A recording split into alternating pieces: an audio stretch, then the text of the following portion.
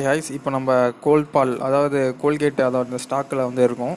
அதோட சார்ட் தான் பார்த்துக்கிட்டு இருக்கோம். ஸோ ரிசல்ட் வந்து அனௌன்ஸ் பண்ணிருக்காங்க. என்றைக்கு அப்படின்னா 23 ஐ திங்க் 23 22ன்னு நினைக்கிறேன். 22 பார்த்தீங்கன்னா ரிசல்ட் டேட் வந்து அனௌன்ஸ் பண்ணிருக்காங்க. அந்த டேட்டில் வந்து எப்படி ஸ்டாக் வந்து பர்ஃபார்ம் பண்ணோம் அப்படின்னு சொல்லிட்டு நான் உனக்கு அனலைஸ் வந்து பண்ணி காமிக்கிறேன். இப்போ பார்த்தீங்கன்னா 4 ஹவர்ஸில் போய்டுவோம். 4 ஹவர்ஸில் போயிட்டு கடைசியாக என்ன பண்ணுறதுக்குன்னா இங்கே ஒரு சோச் ஒன்று வச்சுருக்கு தெரியுதுங்களா. இங்கே ஒரு சிபி மேலே ஒரு பிஓஎஸ் வச்சுருக்கு. இது பார்த்திங்கன்னா லிக்விடிட்டியில் கன்சிடர் ஆகிடும். அண்ட் இது பார்த்திங்கன்னா ஆல்ரெடி என்ட்ரி எடுத்துருச்சு. ஃப்ளிப்பில் வரும் இது.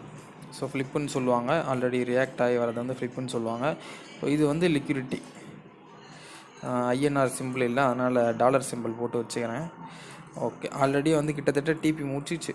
ஃபஸ்ட்டு சிங்கை தான் வந்து டிபியில் இருக்கும் ஆல்ரெடி எப்பயுமே. ஸோ ஆல்ரெடி டிபி வந்து கம்ப்ளீட் ஆகிடுச்சு. இருந்தாலுமே வந்து புல்லிஷில் இருக்குது. ஸோ வந்து இவ்வளோ தான், இதுதான் டிபினா. இது அப்படியே க்ளோஸ் பண்ணிட்டு ரிவர்ஸில் வந்துடாது. ஸோ இன்னும் கூட அப்படியே போவோம். ஸோ இங்கே பார்த்தீங்கன்னா இன்னும் கூட லோயஸ்ட் டைம் ஃப்ரேமில் போய் என்ட்ரி எதனா இருக்குமா அப்படின்னு பார்த்தோம்னா இங்கே வந்து நம்மளுக்கு மைனர் சிஹெச்ஓசிஹெச், மைனர் சிஹெச்ஓசிஹெச், இது வந்து மேஜர் சிஹெச்ஓசிஹெச் இப்படி கிடையாது. ஸோ அதனால் வந்து மைனர் சிஹெச்ஓசிஹெச்னு சொல்லணும். இதை இங்கே வந்து ஆல்ரெடி இம்பேலன்ஸில் ரிஜெக்ஷன் ஆகிருக்கு, தெரியும் உங்களுக்கு. ஃப்ளிப்பெலாம் எதுவும் அக்கர் ஆகலை. ஆனால் இம்பேலன்ஸில் வந்து மேபி ஹிடன் சப்ளை தான் இருக்கலாம். இம்பேலன்ஸ் தான் மெயினாக இருக்குது. இங்கே இம்பேலன்ஸில் வந்து ரிஜெக்ஷன் பண்ணி போய்கிட்டு இருக்கு. இது வந்து என்ட்ரி எதுவும் கொடுக்காது. இப்படி வந்துட்டு இப்படிலாம் போகாது. மேபி ரீட்ரேஸ்மெண்ட் வந்துச்சுன்னா இப்படி வந்துட்டு போகலாம். இல்லைனா அப்படியே ஸ்ட்ரெயிட்டாக தான். எப்படின்னா அப்படியே இங்கேருந்து ஸ்ட்ரெயிட்டாக ஒரு விட்டுரும். ஏன்னா 23 உடனே மண்டே வந்து க்ளோஸ்ன்னு நினைக்கிறேன்.